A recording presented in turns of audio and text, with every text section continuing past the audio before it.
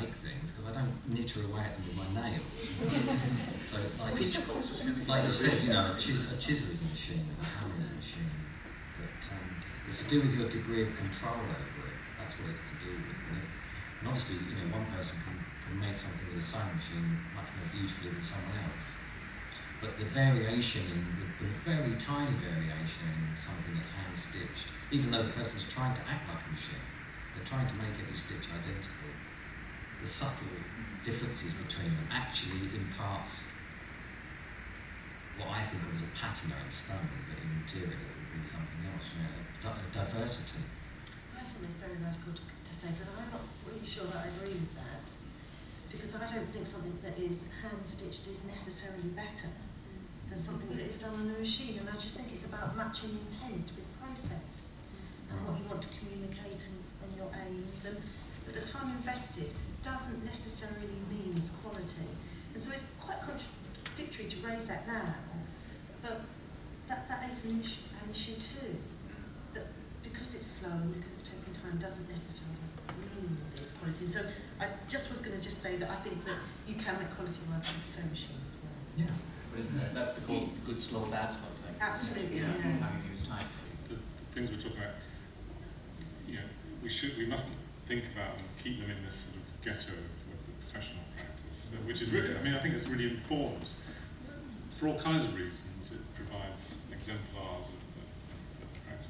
It provides a pool of knowledge, and it provides us with truly beautiful objects. But there's a value to this knowledge, which should be shared with everybody, really, as a place in the wider culture. I mean, I had a long list of things that we've barely touched on here, but I mean, one of the things that I wanted to talk about really was education and how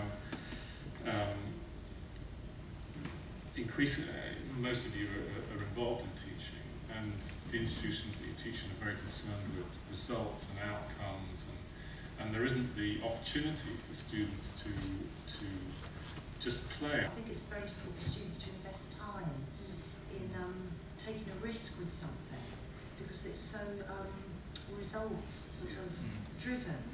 That over my 15 years of teaching at Winchester School of Art, I did see that people didn't want to invest time in tapestry because they weren't quite sure whether they were good at it or whether it was for them, and you know, it does take a really long time to come up with something that you know that you can evaluate, and if you're being marked on that, you know, much more now people are being driven, aren't they, by the marks, and yeah, I just the think space that it takes out that risk. Yeah, the space for positive failures has been taken away, hasn't it? For kind of not idle not idle curiosity, but the space to just kind of experiment and play and find.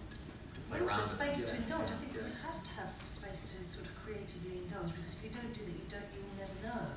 It's funny, isn't it? Because this is a problem that runs right through the whole society, that we've become obsessed with targets. You know, we see how that distorts the health service. We've seen how it distorts policing, and it's happening in education as well. Everything becomes about the final mark at the end of the report card, and marks become more important than learning itself. Of course, especially that actually you see right from the beginning. I think with nurseries and reception and all the way up. But when you see it happening in art colleges, when art, the essence of art is experimentation, play, being open to things, I think, gosh, that's a sign that things are way too far.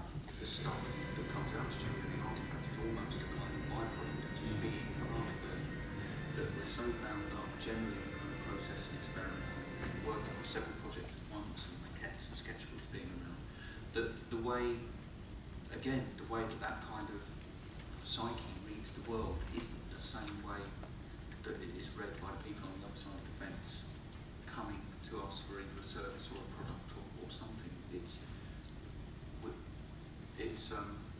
It's not based in kind of industrial clock time, it's based more kind of in event time and experience time, whereas most of the time we're expected to deliver a thing that's had something to do with it at a certain price by a certain day, which again isn't wrong.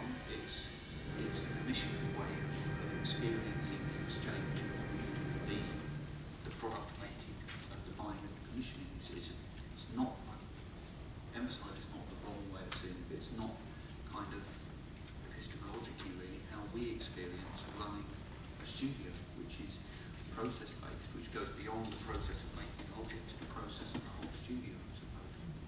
It all becomes one kind of thing that kind of leaches into the rest of our lives as well, I suppose. Again, the way we look at the stuff that's around, you know, the materials, the things. And I think that comes back to this connectedness and the way craft connects to the slogan.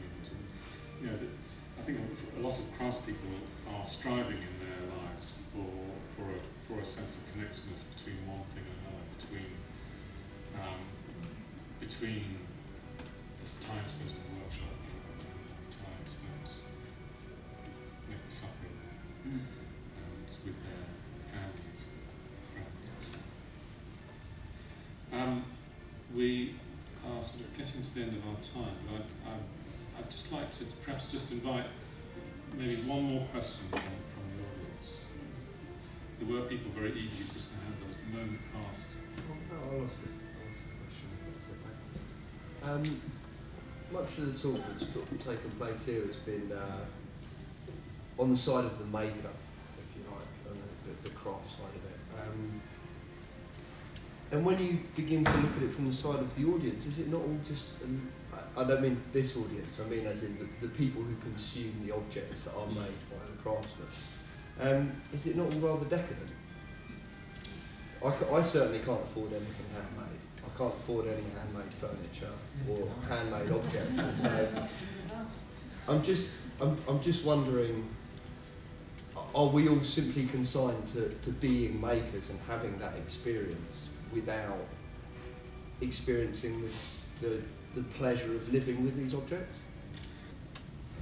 There's no reason why there's not a slightly more middle ground, because obviously if you just take a craft object, like a handmade chair, you know, and you put that in a shop with all the mass-produced stuff, it looks really expensive.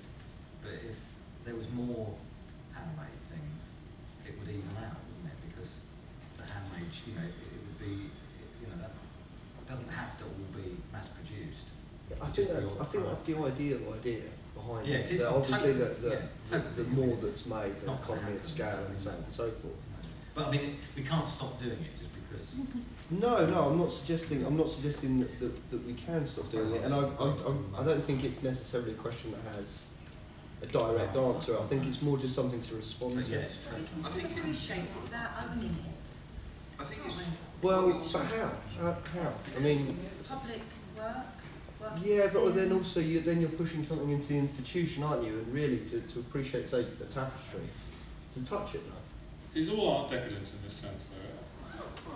I think that if you want to do it yourself, it's a lot cheaper than buying something. Yeah, but I'm no good at tapestry.